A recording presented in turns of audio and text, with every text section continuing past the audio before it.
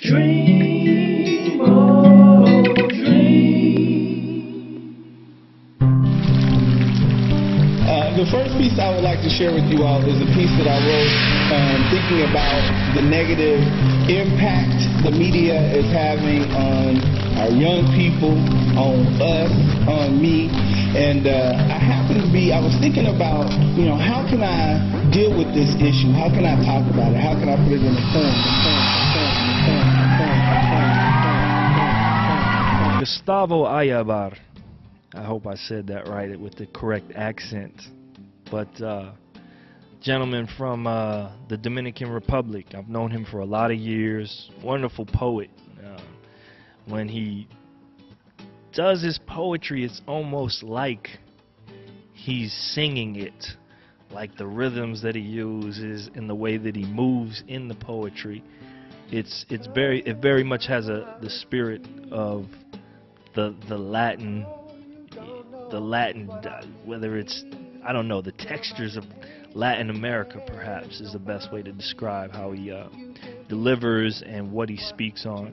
So it was good to have that diversity, taking it off the shores of the United States even, and bringing his culture to the table, and definitely brought the energy into a different place. We had people here from other countries that night, so I think that was a great additive to the whole mix.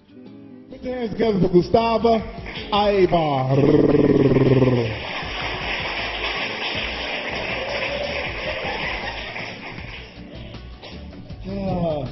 I'm already nervous, right? And then with his introduction and then the little girl, it's like, how do you follow that? You can't. I'm glad to be here. I'm glad everybody came out to support poetry. And I thank Shane. Thank you for letting me be a part of this. There's a lot of poets that are coming after me, and the ones that came before me that I really, really respect and admire. And so I feel just honored to be here. So I'm having a good time. I hope y'all continue to have a good time. And that's it. I'm Latin, but I can't dance. And I've heard that my whole life. And I finally wrote a poem about it. You ain't Dominican, she says. Envious eyes admiring the shorter, gradually balding man a car's length away, whose arms move like a tropical storm, twirling his partner at 60 miles per hour, pulsing with wild abandon, fingers touching slightly, spirits dancing swiftly, exchanging alluring glances and inviting smiles. Los Dominicanos, they're born dancing. And oye nene, you've already stepped on me twice. Gaze drifting back to the balding man, wishing to charm him with her enchantress eyes, believing that executing a fancy dip or an elegant twist is indicative of a people's essence or a nation's pride. I stepped on her twice. Like twice the number of times the American government intervened and occupied the country with its military might. Like twice the number of times we fought to gain our independence against French Haiti, and 2/27 is the day we celebrate our independence. Like too many cultures are entwined in our genealogy for me to ever simply say I am Dominican.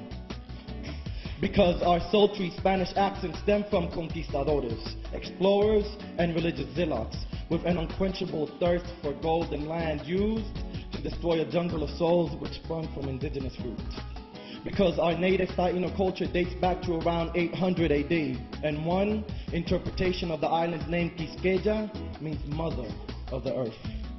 Because our descendants endured the Middle Passage, sugarcane and rice plantations, plus the percussive beating of our hearts resemble African drum beats like pitos, congas, and timbales, and their steps live in the clave. So this is my Yoruba song chanted to a Catholic saint meant for the thunder god Chango. This is my flamenco scream plucked from inebriated guitars, clinching to a lover's memory and broken-hearted bachata laments. This is my flamenco stomp echoed in ballet folklorico footfalls. This is my Dominican hue. This is my Dominican kink. This is my Dominican twang. This is my merengue twirl. This is my salsa swing. This is how Dominicans dance. Thank you.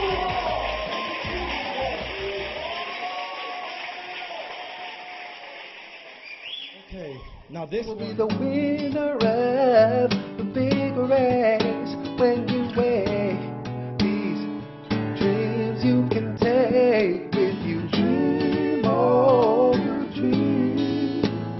Be all that you